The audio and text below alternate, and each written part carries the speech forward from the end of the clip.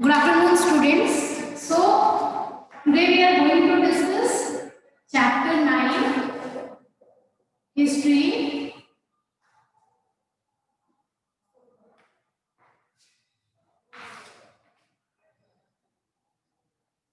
The Great Empire, the Great Empire and Emperor Ashoka.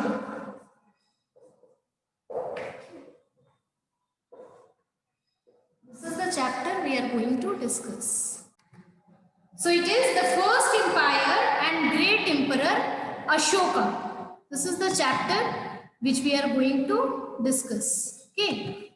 So in this, the topic which we will discuss is what was Ashoka's Dhamma.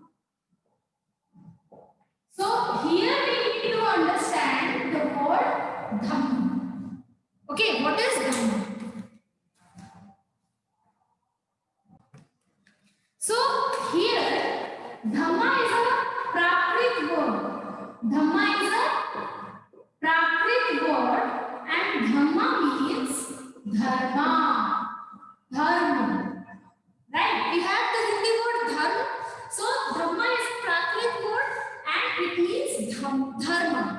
Now if you see this Dhamma is a Prakrit word. So why it is taken in Prakrit? So that time the common people used to speak in Prakrit. Prakrit was the common language for common people. Okay, so earlier at this time the people were speaking in Prakrit. They used Prakrit language as the common language. Okay, so that is why it is Ashoka's Dhamma. Understood? Now, what were the things in Ashoka's Dhamma? Ashoka's Dhamma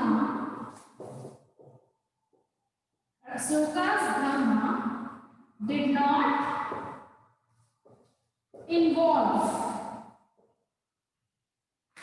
not involve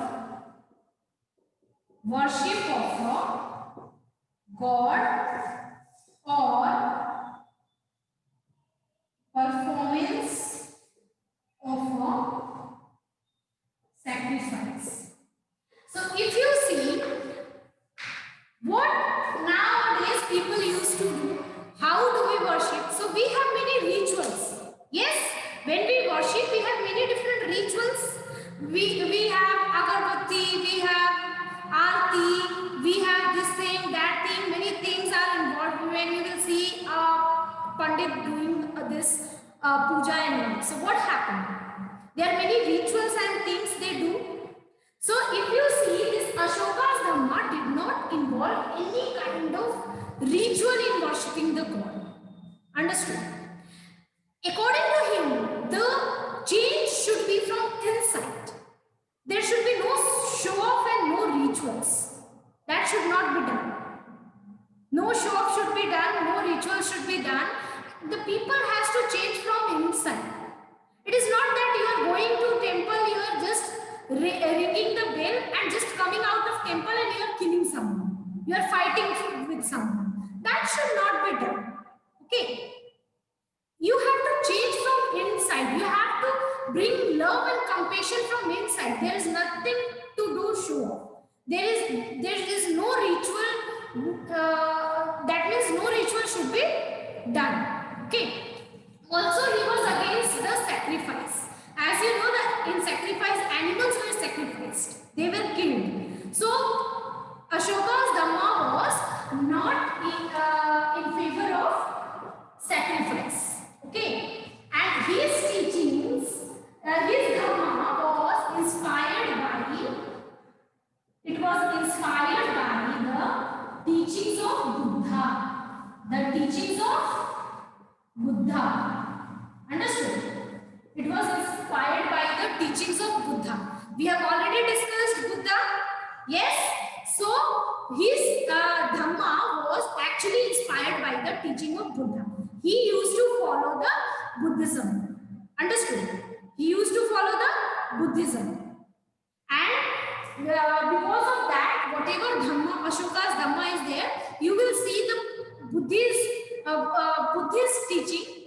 You will find there. The glance of Buddhism you will find in the Ashoka's Dharma. As you know, Ashoka was a great warrior, right? He has gone through that Kalinga war. So what happened? After the Kalinga war, he killed many people. He won the battle. He won the battle of Kalinga war. But he has seen lot of bloodshed. And after that, what he realized that the war is giving nothing to anyone. It is actually harming. Our people is also killed and the enemy's people is also killed. Right? Now the soldiers who are killed, their families is also destroyed with them. Right? The soldiers who are killed, their family is also suffering. Right? So like this, with war, everyone is suffering. That is not beneficial for anyone. Everyone is in fact suffering because of this war. So because of that, there was a heart change of Ashoka. And he started following Buddhism. And if you, when we gone through the Buddhism, Buddhism was totally against the violence. Right? It was totally against the violence. You cannot do any kind of violence. Yes? So here you can see. Now as per the teaching of Buddha, he was also against the violence, killing of animals and all. Okay. Now what happened? He felt that like father teaches their son, right? Father tries to teach his son what is wrong and what is right. Yes or no? The father teaches the son what is wrong and what is right. The same way if you see, he is also like father. Father is the head of family. He takes decision for the betterment of the family. The same way, the king is also head of state. He is also like father. He also takes decision for the betterment of the citizen. The citizens are like his son. So, as the father teaches his son what is good, what is bad, the same way his duty was to teach his citizen about what? About dharma. That is dhamma. Okay. So he wanted to teach his people dhamma. But there were many problems in front of him. So what were those problems? So the problems which were in front of Ashoka were people followed different religions. Now you will say, what is the problem in this? Everyone can follow the religion, whatever they like. But it was not like that.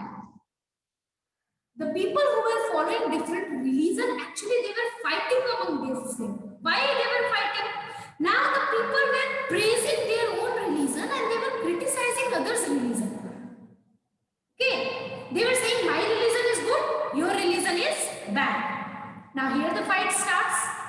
So they were following the different religion was actually not the problem, but they were also criticizing others' religion and they were praising their own religion, and because of that there was a lot of fight. That was a problem, right? Now another problem was animals were sacrificed. Animals were sacrificed, and Ashoka was against of this. Ashoka didn't want the animals to be sacrificed, because if you go through the teaching of Buddha is against violence. No violence should be there, right? Now if you see slaves and servants, they were ill-treated. They were treated very badly.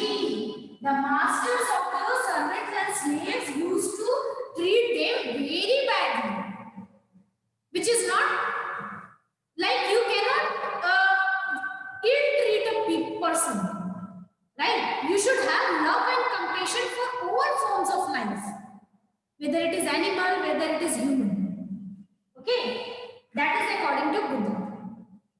And now Ashoka was following the Buddhism, so he was considering the things as per the Buddhism. Okay. Now there were quarrels and fights in families as well as neighbors. That means that families and neighbors, everyone were fighting among themselves. So now here the change was needed, right? Here the change was needed. Now Ashoka felt that I should change this society. I should change where the people, everyone is fighting with each other. No one is happy.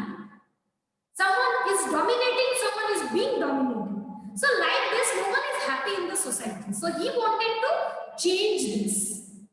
He thought that it is my duty as per the king. As I am the king, it is my duty to change this and make the place a better place to live for them. Right? Where everyone can live with peace and love. Okay. Now, how he will do this? These are the problems. But how he will make a place full of peace and love? So for that he has taken a lot of steps. So what steps he has taken? So the steps which he took to improve this was he appointed officials. He appointed officials. These officials were known as Dhamma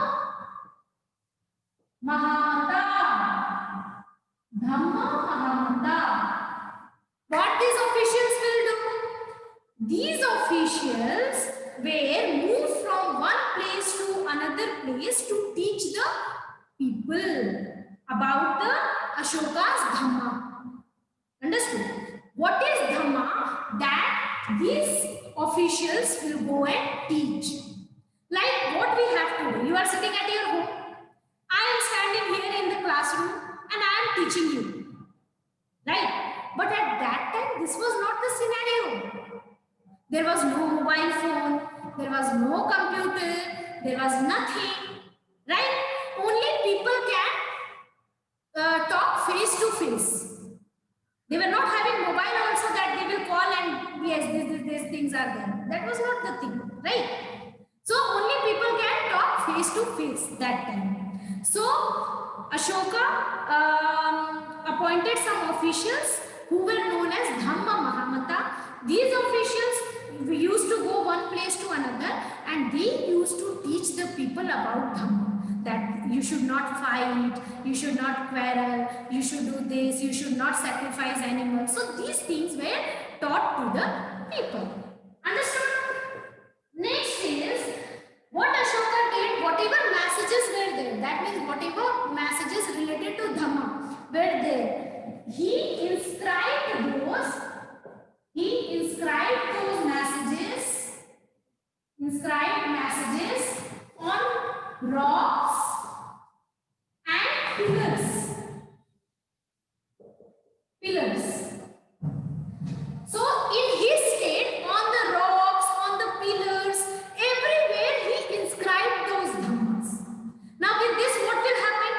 With these, whoever officials, this Dhamma Mahatma, they are going to place, no?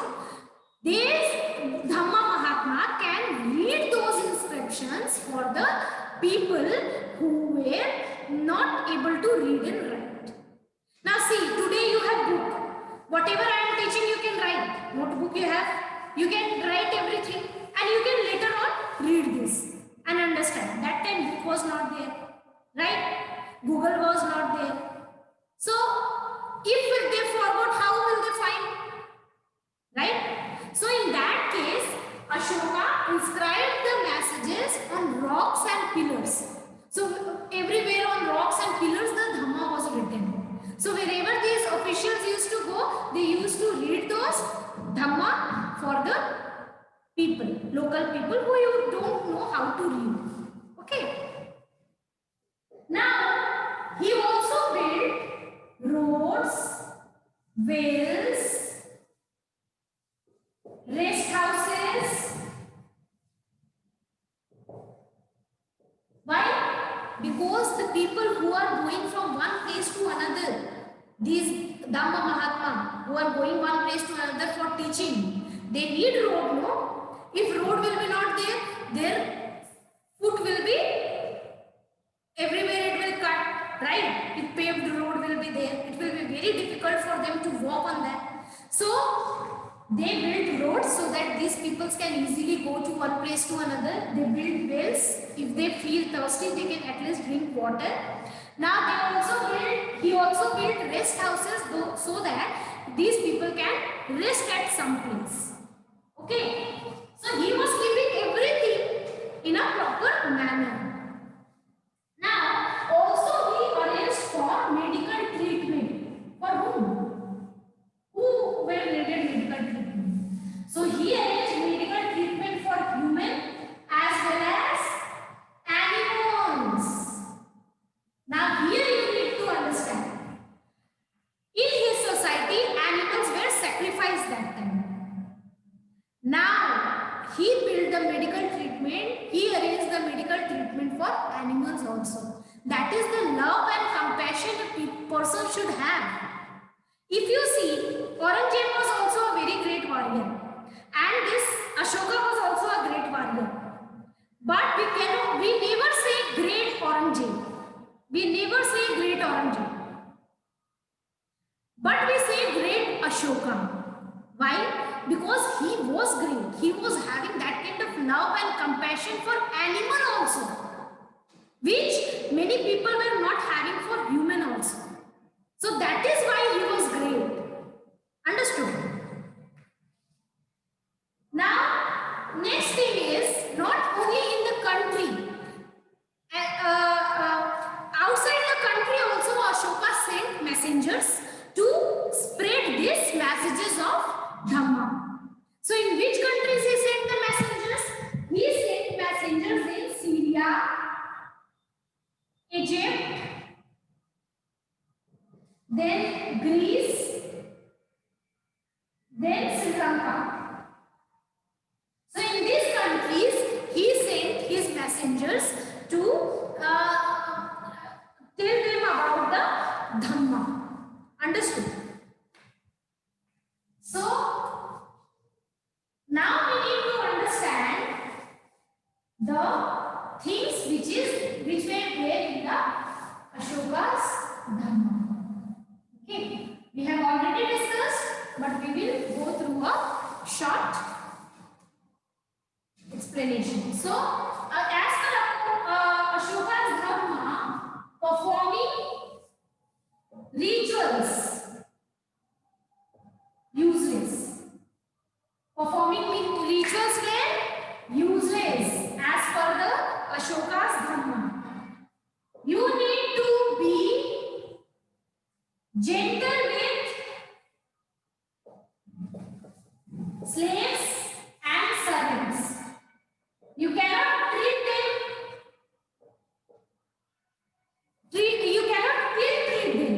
They are human. You need to treat them properly. They are working for you. That doesn't mean you will treat them. Understood? They are working for you. They are helping you. That doesn't mean you will treat them. You need to treat them with respect. You need to treat them gently. Understood? You need to respect elders. Respect elders does not mean only your elder. If anyone is elder than you, you need to respect that person. Understood? Treating all creatures with compassion. Treating all creatures with compassion. Understood? Now, giving gifts to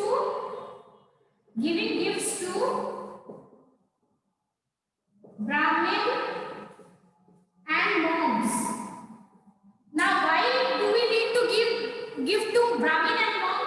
See, that was because that time these Brahmins and monks used to go one place to another to teach people. Buddhist Brahmins, Jain Brahmins, everyone were moving. Now Ashoka one place to another to teach people. So that is why Ashoka told that these people are doing good for the society. They are suffering a lot. Going one place to another on foot is not very easy task. Every time you have to walk, right? That is not easy. Sometimes you will get food, sometimes you will not get food, sometimes you will not get water. That kind of situation is there, right? So at that time, these people are moving one place to another, not for their benefit, for the betterment of other people. So for that reason, the people should give gift to Brahmin and monk. Okay. Also, praising own religion, own religion, criticizing others' religion, criticizing others. Both is wrong. And both will harm you. If I am praising my religion and I am criticizing others' religion, that is anyway harming me, my religion. Understood? So both is wrong. Okay, so these were the topics which were there in the Ashoka's Dhamma. Now I want to tell you of the Rampura bull. The Rampura bull. Now you will tell what is this Rampura bull? So Rampura bull is a sculpture, murti, that is on a pillar. A bull is made, carved. Understood? On a pillar, a bull is carved. It is very beautifully carved. It is example of skilled sculptures of that time. That means that time very skilled people were there. Skilled sculptors were there. Understood? So this Rampura bull was found in Rampura, place called Rampura. This Rampura is in Bihar, because this whole Magad was in Bihar, right? We have already discussed.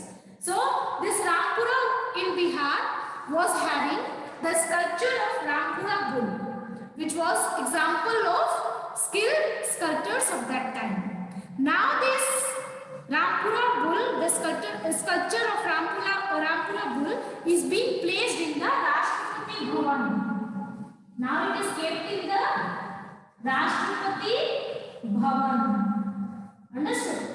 So if you see, the art was also very good. It was very developed that time. Understood? Now one more information I want to share with you. Whatever modern languages we have in India, like Tamil, Devanagari, whatever we have, that all developed from the Brahmi script. Brahmi script is a very ancient script, and whatever scripts we have today, that is developed from this Brahmi script over the 100 years. Okay, so this is all for today, and thank you everyone.